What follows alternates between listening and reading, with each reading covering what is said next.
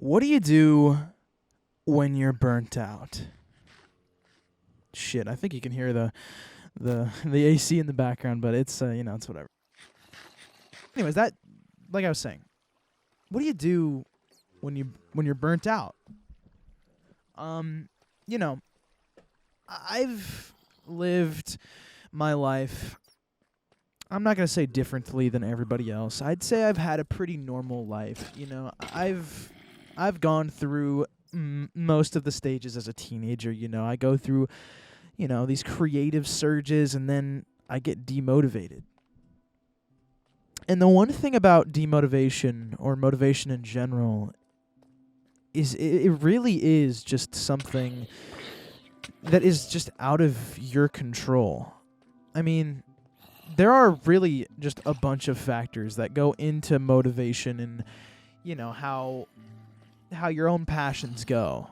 And I think one of those main factors for motivation is, well, at least for me, it's what others think of it. And I think we really are. I'm not gonna say we because I can't speak for everyone, but for me, it's been mostly like just a game of, do people like this? Not am I having fun with it? Do people enjoy what I have to say? Do they enjoy what I have to put out? Do they enjoy whatever I want to do? Am I the only person that's interested in doing this? Am I the only person that wants to do this? Am I the only person that is thinking this way? And it really is a motivation killer. For me, I've always wanted to do something along the lines of just creativity. I've wanted to write stories. I've wanted to make YouTube videos. I've wanted to, produce, like films. I've wanted to produce music. I've wanted to do all sorts of things. I wanted to, even do YouTube essays, video essays. And the one thing that has gone wrong with all of those things is really just, in general, it's just been the motivation to do all of those things after a little while. As you can see with this channel, I had a pretty decent run on this channel. I've done video essays on this channel. I've done, just video essays about music, and I love music, and I love talking about music. But you can tell that after a little while, I stopped, making videos, and we talked about that last video. But pretty much it's just a motivation killer. There's just so many things that go into motivation, even if you're succeeding. There's still something that will bring you down in terms of motivation. And really, it's just a self-battle, and I'm not trying to say that I'm important enough to talk about this kind of stuff, because even if I was successful, even if I was, a million subscriber channel, it would be worse. I would assume. I don't know how people with millions of subscribers do YouTube for so long, and I don't know how they keep that love for it for so long, because I can imagine that doing YouTube for so long to the point where it actually gets to a point where you have a fan base and where you have people that care about what you do, and you have this sudden pressure to do things, and you have to listen to your audience a little more in terms of having that kind of success. And I've always realized that. I've always realized that it would be harder to maintain an audience like that than to not. And really, it's just, in general, it's like, even when I was on the quote-unquote rise, before I even had 200 subscribers, I was really just questioning the value of the videos that I was making. And I was just questioning everything that I was doing. And, everybody does that. Every single person does that. And I'm sure everybody knows this. Everybody does this from time to time, if not more frequent than other times. For me, I'm currently in that mindset right now. I've wanted to voice act. I've voice acted for about, I would say, 7 months now, and I'm kind of in this space where I'm not really motivated to do voice acting, because the last thing that I did was, not personally as satisfying as I would have liked it to be. People don't really care about it. And I just really have a problem with, just seeing the value in things that I do, and seeing value in the fun of things. I've always grown up doing these creative passions, and like I said, at the start of the video, they all ended the same way, was this killer of motivation, this killer of people not seeing it, of people not wanting to care about what I do. The thought of having no one have the same interest as you, being alone in the same interest, it really kills the mood. I started making an EP for music. I'm not going to link it because personally I don't want people to know about it. It's more of a personal project, but I released it on a SoundCloud, so if you can find it, then good for you.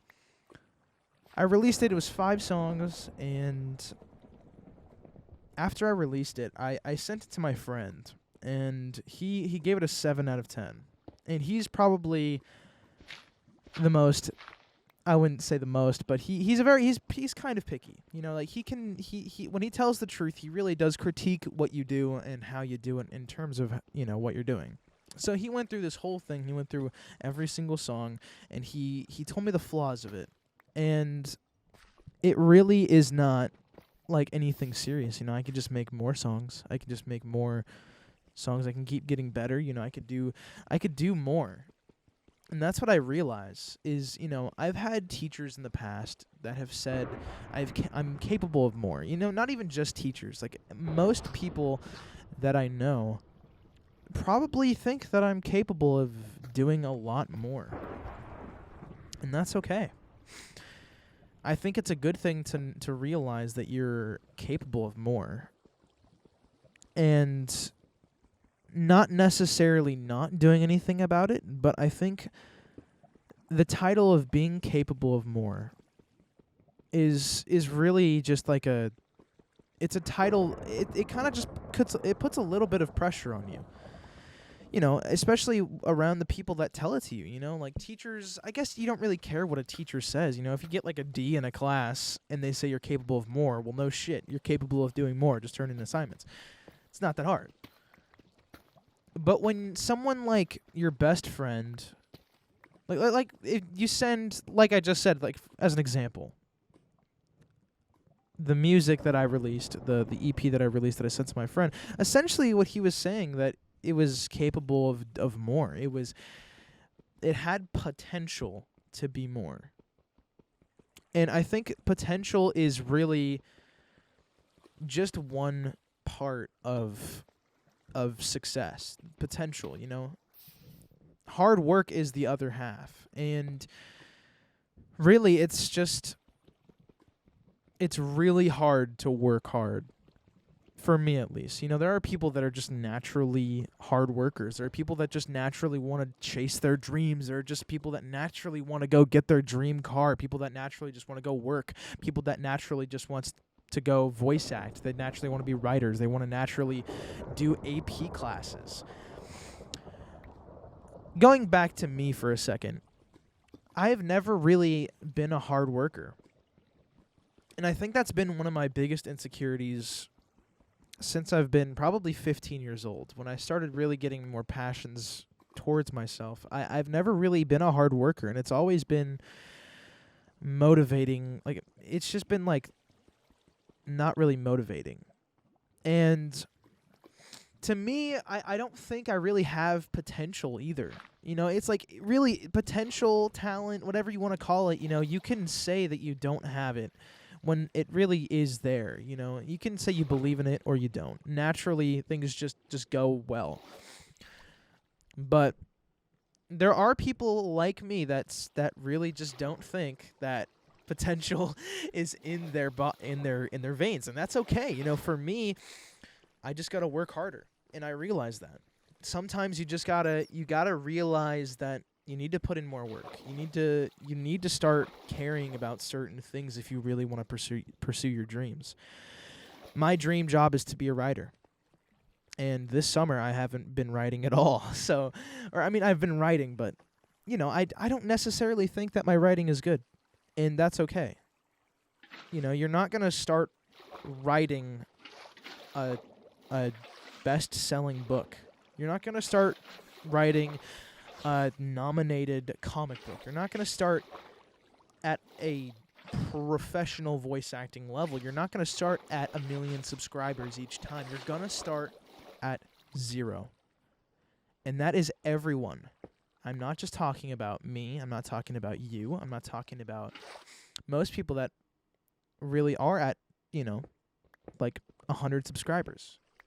The one thing that I've come to learn these past few months is, you know, I've been very grateful of the opportunities that I've been blessed with, and I wouldn't trade it for the world. You know, even if I was given an opportunity right now to star in an animation, star in a fucking, you know, in like a story, you know, like in a voice acting animation movie, if I had the opportunity to do that now,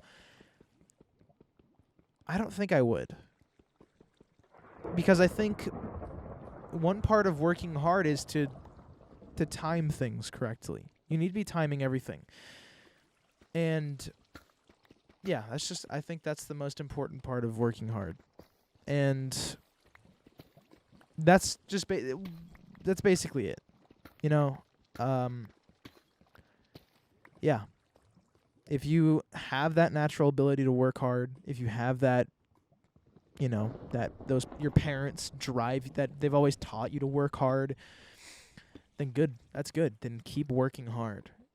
But for people that don't really like working hard, you know, and as much as I hate to say it, that are lazy, like me, it's going to take a little bit. It's going to take a lot of breaks. It's going to take a lot of time off. But eventually you will have surges of passion and surges of creativity. And eventually you'll get shit done. And that'll feel awesome. It's been JEZREEL. Thank you for listening. If you did, please subscribe. And I'll see you guys later. Goodbye.